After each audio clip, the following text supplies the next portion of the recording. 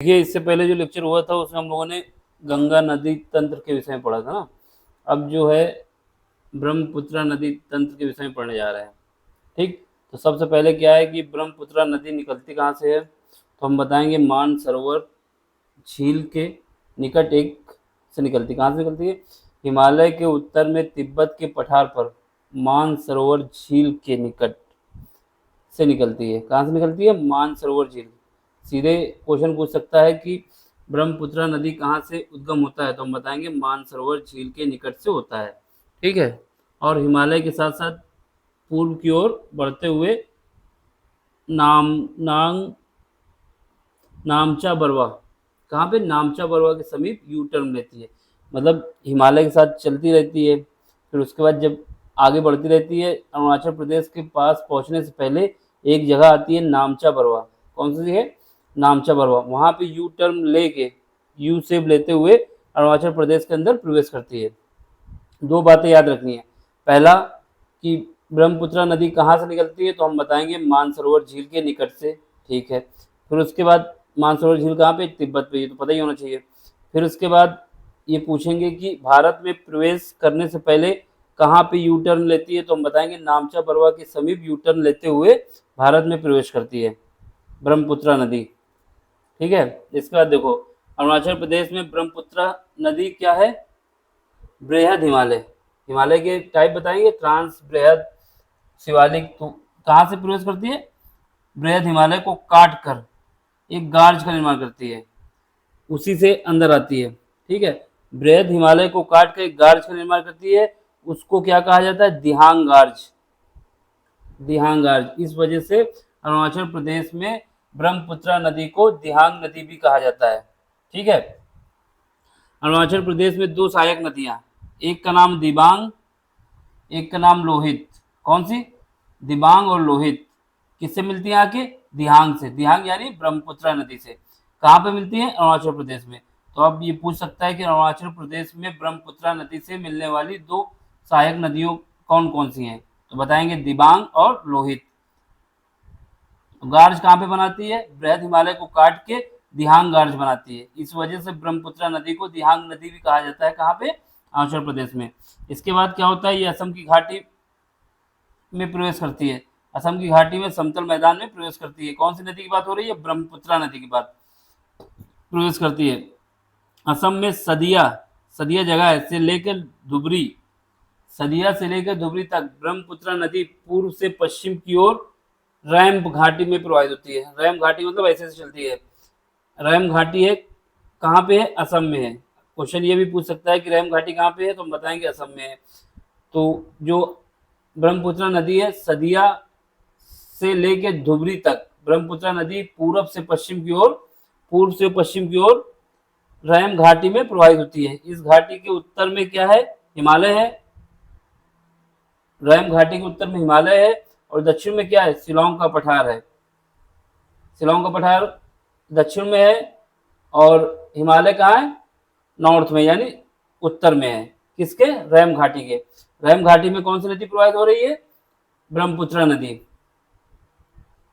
इसके बाद देखो असम में ब्रह्मपुत्रा नदी गुम्फित जलमार्ग बनाती है, मतलब गोल गोल से भ्रमित हो जाती है, गुम्फित जलमार्ग बनाती है। याद रखना कि अब आपसे पूछ सकता है कि ब्रह्मपुत्रा नदी कहाँ पे गुम्फित जलमार्ग बनाती है, तो हम बताएंगे असम। गुम्फित जलमार्ग में ब्रह्मपुत्रा नदी के बीच में कई द्वीप पाए जाते हैं। ये जो जलमार्ग बनता है, यहाँ पर कई द्वीप पाए जाते हैं। यहाँ पर सबसे जो फेमस द्वीप कौन सा है? माजुली द्वीप। कौन सा द्वीप है? माजुली द्वीप। किस नदी पे है? ब्रह्मपुत्रा पे। कहाँ पे है? असम पे है। तो यहाँ पे क्या होता है? माजुली द्वीप विश्व का सबसे बड़ा नदी द्वीप है। ठीक है, असम सरकार ने माजुली माजुली को नदी जिला घोषित किया है। यानी जो माजुली द्वीप है उसको असम गवर्नमेंट ने क्या कर दिया है? एक जिला घोषित कर दिया है, जो कि भारत का एकमात्र जिला है जो कि द्वीप में है, मतलब कि पानी के अंदर है। एक जिला, केवल एक यही जिला है जो कि क्या है? द्वीप है, जो कि नदी के अंदर है। इसके बाद देखो ये क्वेश्चन इंपॉर्टेंट है, अगर आप पूछ लेगा माजुली द्वीप कहाँ पे है, तो असम में है। ठीक, किस नदी पे है? ब्रह्मपुत्रा नदी पे। माजुली नदी के बीचों बीच धान की खेती होती है। कौन सी खेती होती है? क्यों द्वीप है, जिला भी नाम हो गया, और यहाँ पे धान भी अच्छी पैदावार होती है माजुली द्वीप में। अब आगे देखो, धुबरी के पास ब्रह्मपुत्र अचानक दक्षिण की ओर मुड़ जाती है। धुबरी जो जिला है, जगह है, वहां से ब्रह्मपुत्र नदी अचानक दक्षिण की ओर मुड़ जाती है और ये बांग्लादेश में प्रवेश कर जाती है। बांग्लादेश में ब्रह्मपुत्र नदी को क्या नाम दिया गया है? जमुना। क्या नाम है? जमुना। बांग्लादेश में ब्रह्मपुत्र नदी को जमुना के नाम से जाना जाता है। ठीक है, आगे देखो, सिक्किम के जेमू ग्लेशियर, सिक्किम के जेमू ग्लेशियर कहाँ पे है? जेमू ग्लेशियर सिक्किम में। सिक्किम के जेमू ग्लेशियर से निकलने वाली एक नदी कौन सी है? तिस्ता। सिक्किम के जेमू ग्लेशियर से निकलने वाली एक नदी तिस्ता है, जो बांग्लादेश में जमुना, जमुना मतलब ब्रह्मपुत्र नदी से मिल जाती है। वो क्वेश्चन समझो, जेमू ग्लेशियर कहाँ पे है? जम्मू कश्मीर नहीं बताना है, सिक्किम बताना है। वहां से एक नदी निकलती है, उस नदी का नाम क्या है? तीस्ता नदी है। ये तीस्ता नदी जो है बांग्लादेश में किस नदी से मिल जाती है? ब्रह्मपुत्र नदी से मिल जाती है। ठीक है, जमुना ये हो गया तुम्हारा, ब्रह्मपुत्र नदी से मिल जाती है। बांग्लादेश में जमुना जो है, जमुना कौन सी नदी है? ब्रह्मपुत्र। पद्मा, पद्मा कौन सी है? गंगा नदी, पिछले लेक्चर में बताया था। जमुना पद्मा नदी गंगा से मिलती हैं। ठीक है, और दोनों की संयुक्त धारा जो बनती है पद्मा बनती है। यानी यहाँ से जो वो पश्चिम बंगाल में जो गंगा नदी आती है, दो भागों में डिवाइड हो जाती है, एक भागीरथी, एक हुगली। हुगली वाली जो है वो नीचे आ जाती है, पश्चिम बंगाल से होते हुए बे ऑफ बंगाल में गिर जाती है। लेकिन जो भागीरथी है, जो कि गंगा मेन है, वो चली जाती है बांग्लादेश। बांग्लादेश में उससे कौन सी नदी आके मिलती है? बांग्लादेश में जब गंगा नदी प्रवेश करती है तो उसको पद्मा कहा जाता है, और ऊपर से ब्रह्मपुत्र नदी आती है, ब्रह्मपुत्र नदी को क्या कहा जाता है? जमुना। ये दोनों जब आपस में मिल जाती है तो कौन सी नदी बनती है? पद्मा। पद्मा जिसका नाम क्या था? गंगा। गंगा, यमुना और पद्मा मिलके पद्मा बनती है, जमुना और पद्मा मिलके पद्मा बनती है। ठीक है, आगे देखो, जब मणिपुर से निकलने वाली बराक, एक नदी और है बराक, जो कहां से निकलती है? मणिपुर से। इसका नाम मेघना भी है। मणिपुर से निकलने वाली एक नदी बराक, जिसका नाम मेघना भी है, ये बांग्लादेश में पद्मा से मिलती है, और दोनों की संयुक्त धारा को क्या कहा जाता है? मेघना नदी। पहले जब पद्मा से जमुना मिली तो पद्मा बन गई, फिर उसके बाद पद्मा से मेघना या बराक नदी मिली तो मेघना बन गई। ठीक है, तो लास्ट में जब बांग्लादेश में से होते हुए जो नदी बे ऑफ बंगाल में गिरती है गंगा, उसको क्या कहा जाता है? मेघना नदी कहा जाता है। ठीक है, मेघना नदी बंगाल की खाड़ी में गिरती है, ये याद रखना। कहानी क्या है? जो गंगा नदी आई, गंगा नदी जब बांग्लादेश में प्रवेश की तो हो गई पद्मा। वहां से ब्रह्मपुत्र नदी आई, असम से होते हुए बांग्लादेश में आई, तो उसको कहते हैं जमुना। दोनों की संयुक्त धारा बनी, कौन सी नदी बन गई? पद्मा। जब पद्मा और जमुना मिलके पद्मा बनी, फिर उसके बाद मणिपुर से एक नदी निकल के आई, वो दोनों मिलके क्या बन गई? मणिपुर से कौन सी नदी निकली? मेघना। मेघना या बराक, इन दोनों की संयुक्त धारा को क्या कहा गया? मेघना नदी। मेघना नदी लास्ट में बे ऑफ बंगाल में गिरती है। बंगाल की खाड़ी में कौन सी नदी गिरती है? मेघना नदी। ये हमारा ब्रह्मपुत्र में हुआ। अब इसका देख लो, सांगपो। सांगपो मतलब जो चाइना में होता है, ब्रह्मपुत्र नदी को क्या कहा जाता है? सांगपो भी कहा जाता है। और हमने बताया था ब्रह्मपुत्र नदी जो है अरुणाचल प्रदेश में प्रवेश करने से पहले गार्ज बनाती है, जिसको दिहांग गार्ज कहा जाता है। यू टर्न लेते हुए भारत में प्रवेश करती है, इसलिए ब्रह्मपुत्र नदी को दिहांग नदी भी कहा जाता है। ठीक है, फिर ये ब्रह्मपुत्र आगे, ब्रह्मपुत्र आगे बढ़ी, बांग्लादेश पहुंची, उसको जमुना कहा गया। यहाँ से हमारे पास गंगा नदी आ रही, गंगा और जमुना मिलकर बन गई पद्मा, क्योंकि गंगा जब बांग्लादेश में गई तो पद्मा हो गई, पद्मा और जमुना मिलकर पद्मा हो गई। फिर उसके बाद पद्मा से मेघना मिली तो मेघना नदी लास्ट में बन गई। तो ये हमने दिखा दिया इसको। अब देखो, ब्रह्मपुत्र नदी 3 देशों से होकर जाती है। पहला देश है चीन, दूसरा है भारत, तीसरा है बांग्लादेश। ये 3 देश हैं जहां से कौन सी नदी बहती है? ब्रह्मपुत्र नदी। ठीक है, अब इसके बाद देखो, तिब्बत का पठार, कौन सी नदी निकली? सांगपो। तिब्बत के पठार पे इसको सांगपो कहा जाता है, किसको? ब्रह्मपुत्र को। अरुणाचल प्रदेश में इसको क्या कहा जाता है? दिहांग। क्या कहा जाता है? दिहांग। असम की घाटी में इसको क्या कहा जाता है? ब्रह्मपुत्रा। ये सारा नाम किसका है? ब्रह्मपुत्रा नदी का ही है। और बांग्लादेश में क्या नाम दिया जाता है? जमुना। तो हमें क्या याद रखना है? तिब्बत पे ब्रह्मपुत्रा नदी को सांगपो कहा जाता है। अरुणाचल प्रदेश में ब्रह्मपुत्रा नदी को दिहांग कहा जाता है। असम की घाटी में ब्रह्मपुत्रा नदी को ब्रह्मपुत्रा ही कहा जाता है। ठीक। और बांग्लादेश में इसको ब्रह्मपुत्रा नदी को जमुना कहा जाता है। अब आगे देखो, ब्रह्मपुत्रा नदी की सहायक नदियां, ब्रह्मपुत्रा नदी की सहायक नदियां कौन कौन सी हैं? दिहांग, लोहित, धनसिरी, सुबनसिरी, जिया भरेली, पगलादिया, पगलादिया नदी का नाम है, पगलादिया बोला नहीं, मानस, तीस्ता, पिथुमारी। तो क्या नाम याद रखना? ब्रह्मपुत्र की सहायक नदी अगर आपसे पूछता है, दिहांग, लोहित, धनसिरी, सुबनसिरी, जिया भरेली, पगलादिया, मानस, तिस्ता और पिथुमारी। ये जो नदियां हैं कौन सी किसकी हैं? ब्रह्मपुत्र नदी की सहायक नदियां हैं। सबसे जो इम्पोर्टेंट बात जो हमको याद रखना है, मानस नदी, मानस नदी भूटान से निकलकर असम में ब्रह्मपुत्र नदी से मिलती है। इंपॉर्टेंट बात है, मानस नदी जो है कहाँ से निकलती है? ये निकलती है भूटान से। कहाँ पे मिलती है? आगे असम में किससे मिलती है? ब्रह्मपुत्र नदी से। अब देखो आगे, अब इसके बाद बात आती है प्रायद्वीपीय भारत की। हमने देखो पहले हिमालय की नदियों के विषय बताया, हिमालय की नदियों के विषय में बताया गया कि हिमालय की जो नदी है उनका नदी तंत्र या अपवाह तंत्र क्या है। हिमालय की नदी में बताया गंगा नदी का, गंगा के बाद बताया हमने, सॉरी पहले सबसे पहले बताया सिंध नदी का, सिंध नदी के बाद हमने गंगा नदी का बताया, फिर उसके बाद ब्रह्मपुत्र नदी का बताया। अब क्या है, जो प्रायद्वीपीय भारत है उसमें जो नदियां हैं उनका जो अपवाह तंत्र है उसके विषय पढ़ने जा रहे हैं। ठीक है, तो देखो प्रायद्वीपीय भारत, दक्षिण भारत की बंगाल की खाड़ी में गिरने वाली नदियां, मतलब इसमें कुछ नदियां हैं जो बंगाल की खाड़ी में गिरती हैं और कुछ नदियां हैं जो अरेबियन सी में गिरती हैं। कुछ नदियां बे ऑफ बंगाल, कुछ नदियां अरेबियन सी में गिरती हैं। चलो, उत्तर से दक्षिण की ओर क्रम क्या है?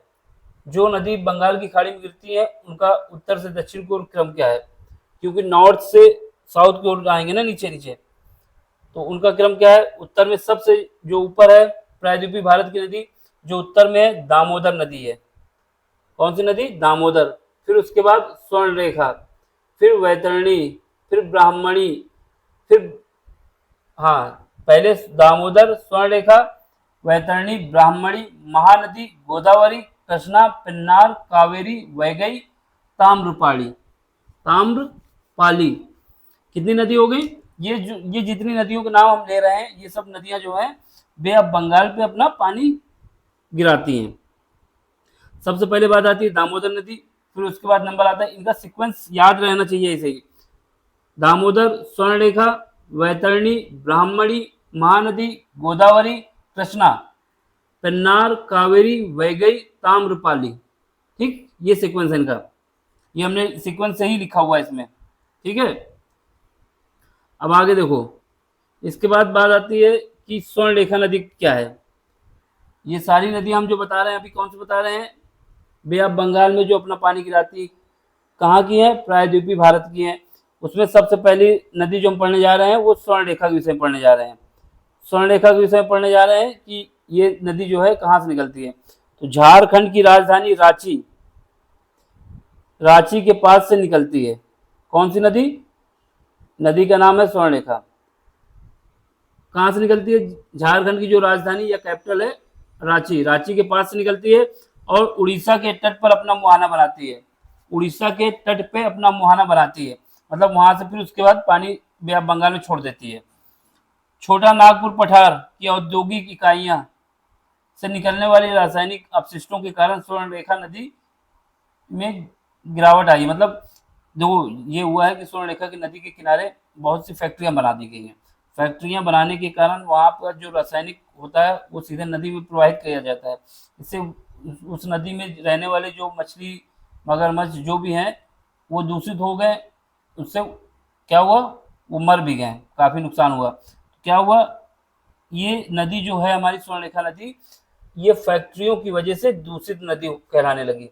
ठीक है। यहाँ पे ना तो मछली रह पाई, ना मगरमच्छ, जो भी जीव पानी में रहते हैं उन सब के लिए दिक्कत हो गई यहाँ पे, ठीक है। इस वजह से स्वर्णरेखा नदी को जैविक मरुस्थल के नाम से जाना जाता है। मरुस्थल का मतलब क्या होता है, जहाँ पर कोई रहता ना हो, जैसे राजस्थान में मरुस्थल है तो वहाँ पे लोग ज्यादा नहीं रहते ना उस जगह पे, तो वैसे ही इसमें इतनी दूषित हो गई है, इतने केमिकल आ गए हैं पानी में, क्योंकि जितनी फैक्ट्रियां हैं लोहे की और भी फैक्ट्रियां हैं, उन सब की वजह से, केमिकल फैक्ट्रियां हैं उनकी वजह से वहाँ पे जो पानी है वो सीधे सप्लाई कर दिया जाता है नदी पे, उसका कोई ट्रीटमेंट नहीं होता। इससे क्या हुआ है कि उस नदी को दूषित हो गई है, नदी दूषित होने की वजह से जितने जीव जंतु वहाँ पे थे वो नहीं रह गए, तो इससे क्या हुआ कि वो मरुस्थल की तरीके बन गया। इस वजह से स्वर्णरेखा नदी को जैविक मरुस्थल के नाम से जाना जाता है। अगर आपसे पूछता है स्वर्णरेखा नदी को जैविक मरुस्थल क्यों कहा जाता है, तो उसका रीजन आप यही बताएंगे क्योंकि वहाँ पे औद्योगिक इकाइयों का निर्माण और रासायनिक अपशिष्टों के कारण स्वर्णरेखा नदी में गिराए जाने लगे रासायनिक अपशिष्ट, जिससे क्या हुआ वहाँ उस नदी का पानी जो है दूषित हो गया। दूषित होने की वजह से वहाँ के जीव जंतु को सर्वाइव करना मुश्किल होने लगा, बहुत से जीव जंतु मर भी गए और वहाँ जीव जंतु ज़्यादा रहते भी नहीं है, क्योंकि जब तक केमिकल रहेगा तो वहाँ कोई बचेगा नहीं और प्रजनन दर भी कम हो जाएगी फिर। तो इससे क्या हुआ, स्वर्णरेखा नदी को जैविक मरुस्थल के नाम से जाना जाता है। आपसे क्वेश्चन बस इतना पूछेगा कि किस नदी को जैविक मरुस्थल के नाम से जाना जाता है, किस नदी को जैविक मरुस्थल के नाम से जाना जाता है, तो आप बता देंगे स्वर्णरेखा नदी जो है उसको जैविक मरुस्थल के नाम से जाना जाता है, ठीक है। अब आगे देखो, अब इसके बाद क्या है, इसके बाद जो आता है ब्राह्मणी नदी। कौन सी नदी है, ब्राह्मणी। तो ब्राह्मणी नदी के विषय में सुनो। ब्राह्मणी नदी भी रांची के समीप से छोटा नागपुर पठार के निकट से निकलती है और उड़ीसा में ये भी अपना मुहाना बनाती है। ब्राह्मणी नदी भी कहाँ से निकलती है, रांची से। रांची के पास एक जगह है छोटा नागपुर के पठार से, और ये भी अपना नदी जो है ये अपना मुहाना कहाँ बनाती है, उड़ीसा के तट पे बनाती है। सुनो, 3 नदियां छोटा नागपुर पठार से निकलती हैं। पहली नदी को हमने बताया स्वर्णरेखा, दूसरी हमने बताया ब्राह्मणी, और जो तीसरी नदी है जो कि छोटा नागपुर पठार से निकलती है उसको दामोदर कहा जाता है, दामोदर कहा जाता है। इंपॉर्टेंट बात है, 3 नदियां अगर आपसे पूछता है कि ऐसी कौन सी 3 नदियां हैं जो कि छोटा नागपुर पठार से निकलती हैं, तो हम बताएंगे पहली है स्वर्णरेखा, दूसरी है ब्राह्मणी और तीसरी है दामोदर। दामोदर की खासियत क्या है, दामोदर जो है जब गंगा नदी आई थी, गंगा नदी जब 2 भाग में डिवाइड हुई थी, एक हुगली थी एक भागीरथी थी, तो हुगली की जो सहायक नदी है वो दामोदर नदी है। तो ये बात भी याद रखना कि अगर आपसे क्वेश्चन पूछ लेता है कि दामोदर नदी जो है किसकी सहायक नदी है, तो हम बता देंगे हुगली की सहायक नदी है। और आपसे क्वेश्चन अगर जनरेट करता है कि कौन सी 3 नदियां छोटा नागपुर पठार से निकलती हैं, तो हम बता देंगे पहली दामोदर, स्वर्णरेखा और ब्राह्मणी।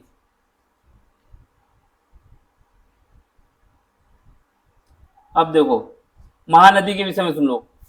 ये सारी नदियां हम बता रहे हैं जो बे ऑफ बंगाल में अपना पानी गिराती हैं। अभी वेस्टर्न घाट पे नहीं बता रहे हैं कि जो अरेबियन सी में अपना पानी गिराती है उनके विषय में नहीं बता रहे हैं। अब यहाँ पे देखो महानदी के विषय में। महानदी जो है छत्तीसगढ़ के, कहाँ के, छत्तीसगढ़ के दंडकारय पठार। सबसे पहला क्वेश्चन तो यही पूछ सकता है कि दंडकारय पठार कहाँ पर है, तो हमारा आंसर होगा छत्तीसगढ़ में है, ठीक है। तो महानदी कहाँ से निकलती है, छत्तीसगढ़ के दंडकारय पठार से निकलती है, ठीक। अब इसके बाद नंबर आता है, ये जो लाइनें लिखी हैं ये कहीं ना कहीं क्वेश्चन आए हुए हैं, इसी वजह से यहाँ पे लिखा हुआ है, तो ये ना सोचना कि ये बस ऐसे ही बोलना है, सारे क्वेश्चन है, एक हिसाब से आपका रिवीजन भी हो जाएगा इससे। तो अब सुनो, बात आती है गोदावरी नदी की। गोदावरी भारत की भारत की यानी दक्षिण भारत की सबसे लंबी नदी है। भारत की सबसे लंबी नदी पूछा जाएगा तो ब्रह्मपुत्र। केवल भारत में सबसे लंबी नदी कौन सी है, तो गंगा नदी है, ठीक है। केवल भारत के अंदर बहने वाली सबसे लंबी नदी पूछेंगे तो बता देंगे गंगा, क्योंकि इसका पानी ज्यादा एरिया तक जाता है भारत में। ओवरऑल पूछेंगे तो बता देंगे ब्रह्मपुत्र नदी, ठीक है। वही बात आती है दक्षिण भारत में यानी प्रायद्वीपीय भारत में, तो हम बता देंगे गोदावरी नदी जो है, गोदावरी दक्षिण भारत की सबसे लंबी नदी है, जिसकी लंबाई कितनी है, 1465 किलोमीटर, 1465 किलोमीटर किसकी लंबाई है? गोदावरी नदी की।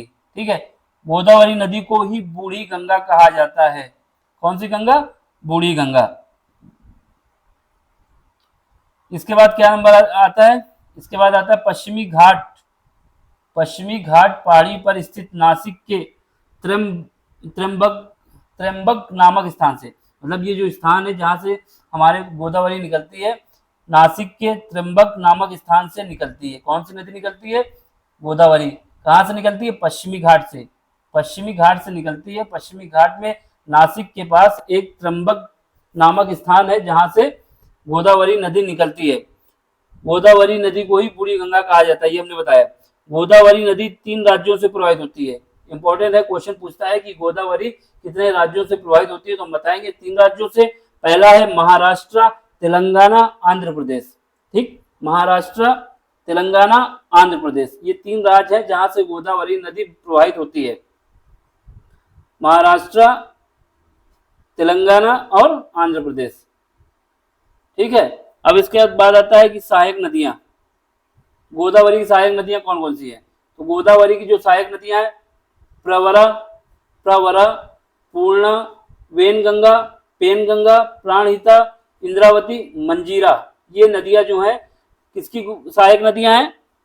ये सारी नदियां जो सहायक नदियां हैं गोदावरी की। कौन कौन सी? प्रवरा, पूर्णा, वेनगंगा, पेनगंगा, प्राणहिता, इंद्रावती, मंजीरा। सबसे ज्यादा इंपॉर्टेंट कौन सी है? पेनगंगा। पेनगंगा सबसे बड़ी सहायक, सॉरी वेनगंगा। कौन सी? वेनगंगा। वेनगंगा सबसे बड़ी सहायक नदी है किसकी? गोदावरी की। और इसके बाद जो इंपॉर्टेंट है, एक इंद्रावती इंपॉर्टेंट है, दूसरा वेनगंगा। वेनगंगा, पेनगंगा, ये इंपॉर्टेंट है, अक्सर पूछ लेता है क्वेश्चन में। वैसे जितना लिखा है एक ना एक कहीं ना कहीं किसी न किसी स्टेट पीसीएस या यूपीएससी में कहीं ना कहीं क्वेश्चन पूछा गया है। तो ये सहायक नदियां लिखी हैं, प्रवरा, पूर्णा, वेनगंगा, पेनगंगा, प्राणहिता, इंद्रावती, मंजीरा। अगर याद है तो ज्यादा ही अच्छा है, ये कहीं ना कहीं किसी न किसी एग्जाम में पूछी गई है। अब इसके बाद बात आता है वेनगंगा।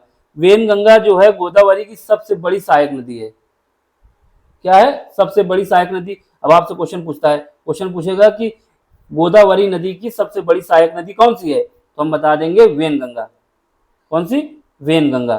ठीक है, वेनगंगा की खासियत क्या है? ये गोदावरी के नीचे से आगे जुड़ती है। ठीक है, यानी राइट डायरेक्शन, राइट से मिलती है। अब इसके बाद नंबर आता है कृष्णा। कृष्णा नदी। कृष्णा नदी की खासियत क्या है? कृष्णा नदी की खासियत ये है कि ये दक्षिण भारत की दूसरी सबसे लंबी नदी है। पहली नदी कौन सी थी? प्रायद्वीपीय भारत की या दक्षिण भारत की पहली सबसे लंबी नदी थी, उसका नाम था गोदावरी, जो अभी पढ़ा। कितनी लंबाई थी? 1665 किलोमीटर। अब इसके बाद दूसरी लंबी नदी पूछता है दक्षिण भारत की, तो उसको हम बताएंगे कृष्णा नदी। उसकी लंबाई कितनी है? 1400 किलोमीटर। इसके पहले वाली जो गोदावरी थी उसके 1465 किलोमीटर था। देखो महाराष्ट्र में वाली कहाँ पर निकली थी? महाराष्ट्र में ही थी, नासिक के पास त्र्यंबक नामक स्थान पर। ये नदी जो है कृष्णा, ये भी महाराष्ट्र में ही निकलती है। महाराष्ट्र में पश्चिमी घाट पर महाबलेश्वर चोटी से, महाबलेश्वर चोटी से कौन सी नदी निकलती है? ये क्वेश्चन पूछेगा तो आप बता देंगे भैया जी कृष्णा नदी निकलती है। त्र्यंबक नामक स्थान से कौन सी नदी निकलती है? गोदावरी निकलती है। कहाँ, कौन सी घाट है? पश्चिमी घाट है। दोनों में घाट बराबर है, यानी पश्चिम पश्चिम। ठीक है, तो ये बता देंगे कृष्णा नदी कहाँ से निकलती है? महाबलेश्वर चोटी से निकलती है, पश्चिमी घाट पर है। किस स्टेट पे है? महाराष्ट्र में। गोदावरी कितने राज्यों से जा रही थी? 3 राज्यों से। पहला था महाराष्ट्र, तेलंगाना, आंध्र प्रदेश। महाराष्ट्र, तेलंगाना, आंध्र प्रदेश। और कृष्णा नदी कितने राज्य से जाएगी? 4 राज्यों से। कौन कौन हो जाएंगे? महाराष्ट्र, तेलंगाना, आंध्र प्रदेश तो इंक्लूड रहेगा, इसके साथ साथ कर्नाटक भी इंक्लूड हो जाएगा। ठीक है, कर्नाटक भी इंक्लूड हो जाएंगे। किस नदी पे? कौन सी नदी पे? कृष्णा नदी पे। यानी कृष्णा नदी 4 राज्यों से जाती है, महाराष्ट्र, तेलंगाना, आंध्र प्रदेश, ये तो इंक्लूड है क्योंकि ये गोदावरी में भी जाता है, लेकिन कर्नाटक एक एक्स्ट्रा ऐड हो जाएगा इसमें। ठीक, अब इसके बाद देखो पेन्नार। पेन्नार के विषय में सुन लो। पेन्नार जो है कृष्णा और कावेरी नदी के मध्य में स्थित है।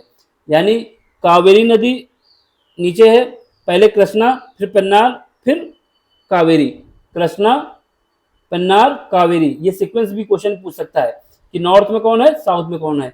तो नॉर्थ में कृष्णा, पेन्नार, कावेरी। ठीक, तो ये इसमें सुनो, कृष्णा जो पेन्नार नदी जो है कृष्णा और कावेरी नदी के मध्य में स्थित है। पहली बात, पेन्नार नदी कर्नाटक के कोलार, जहाँ पर कोलार झील, जहाँ पर हीरे या हाँ हीरे पाए जाते हैं ना, खदान जो है, तो पेन्नार नदी कर्नाटक के कोलार से निकलती है। ठीक है, आंध्र प्रदेश में मुहाना बनाती है। कहाँ पे मुहाना बनाती है, आंध्र प्रदेश में। कौन सी नदी, पेन्नार। पेन्नार नदी की खासियत क्या है, सबसे पहले ये कृष्णा और कावेरी नदी के मध्य में स्थित है। दूसरी बात, ये कर्नाटक के कोलार से निकलती है। तीसरी बात, ये आंध्र प्रदेश में मुहाना बनाती है। मुहाना मतलब कि उसके बाद वो नदी बे ऑफ बंगाल में चली जाएगी, लास्ट पॉइंट होता है, नदी इसके बाद आगे नहीं बढ़ पाएगी। अब बात आती है कावेरी नदी की। कौन सी नदी है, कावेरी नदी। कावेरी के विषय में सुनो, कर्नाटक में, कहाँ पे, कर्नाटक में पश्चिमी घाट पर ब्राह्मणी, सॉरी सॉरी सॉरी, कर्नाटक में पश्चिमी घाट पर ब्रह्मगिरी, जिसको पुष्पगिरी भी कहा जाता है। कौन सी चोटी है, ब्रह्मगिरी या पुष्पगिरी चोटी से कौन सी नदी निकलती है, कावेरी नदी निकलती है। आपसे क्वेश्चन पूछ सकता है कि कावेरी नदी कहाँ से निकलती है, तो हम बताएंगे कर्नाटक से। फिर उसके बाद पूछेगा किस घाट से निकलती है, पश्चिमी घाट से निकलती है।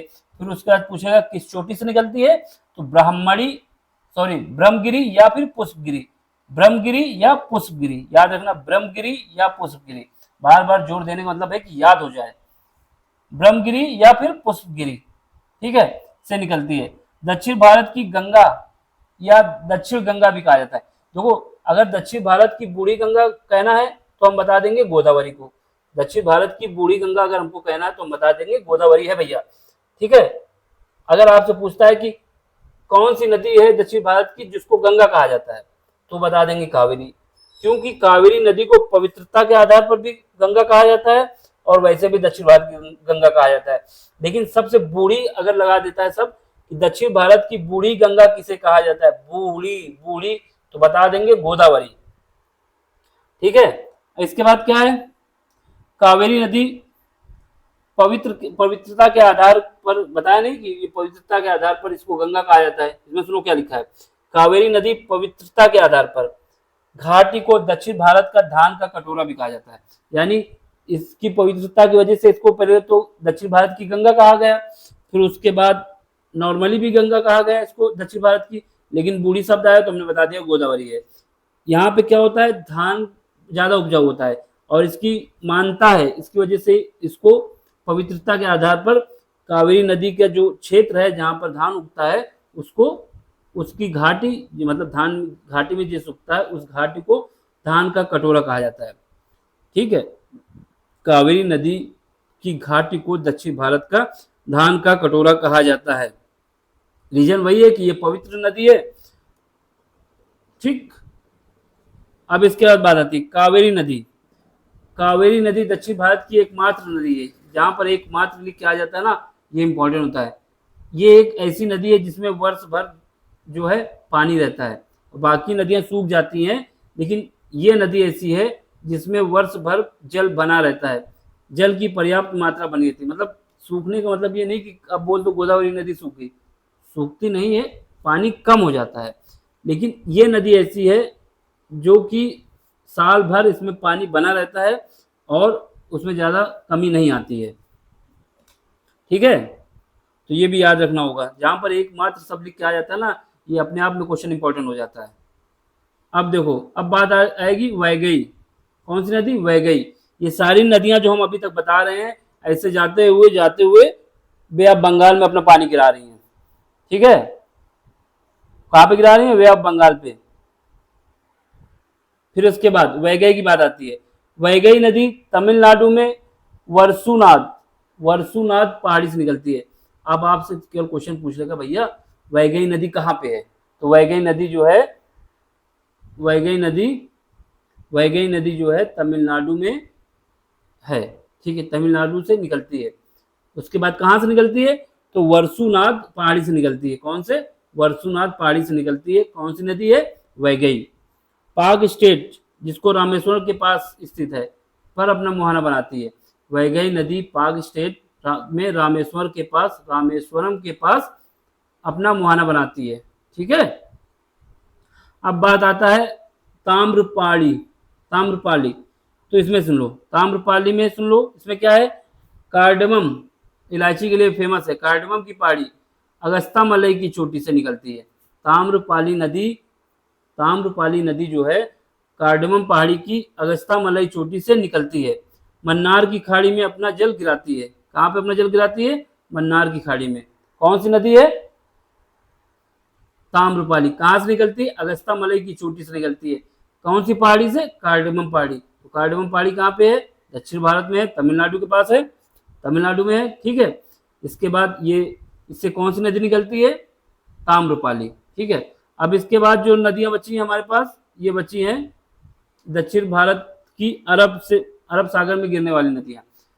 अभी हमने बताया, जो नदी हम बता रहे थे आपको, कौन सी नदी बता रहे थे?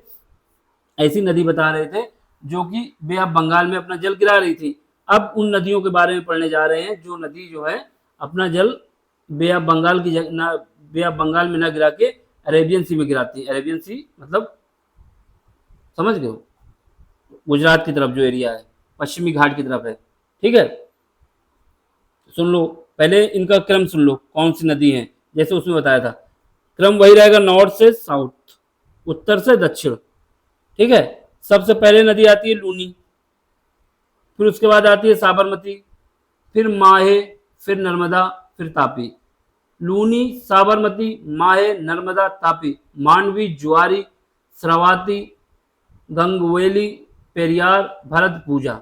ये नदी जो है, ये सब नदियां जो है अपना जल कहाँ पे गिराती हैं? वेस्टर्न घाट पे। वेस्टर्न घाट यानी अरेबियन सी पे। ठीक है, तो इनका सीक्वेंस इंपॉर्टेंट है। ये नॉर्थ से साउथ की ओर लिखा हुआ है। पहली नदी जो नॉर्थ में लूनी, उसके बाद साबरमती, फिर माही, फिर नर्मदा, फिर तापी, फिर मांडवी, फिर ज्वारी, फिर श्रावस्ती, फिर उसके बाद गंगावेली, फिर पेरियार, फिर भारतपूजा। ठीक, ये नदी कौन सी है? ये नदी है अपना जल बे ऑफ बंगाल की न गिरा के वेस्टर्न घाट में गिराती है। वेस्टर्न घाट यानी अरेबियन सी पे। ठीक है, अब इनके विषय में सुन लो जरा, इनके विषय में क्या सुनना है?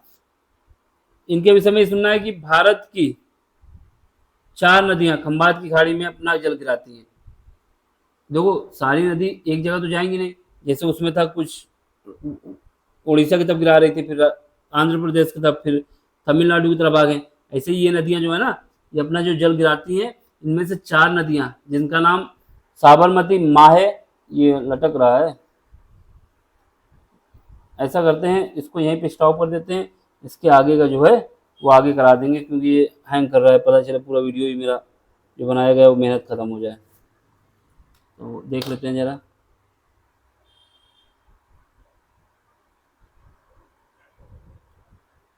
जस्ट मिनट, क्योंकि हैंग करने लगा ना।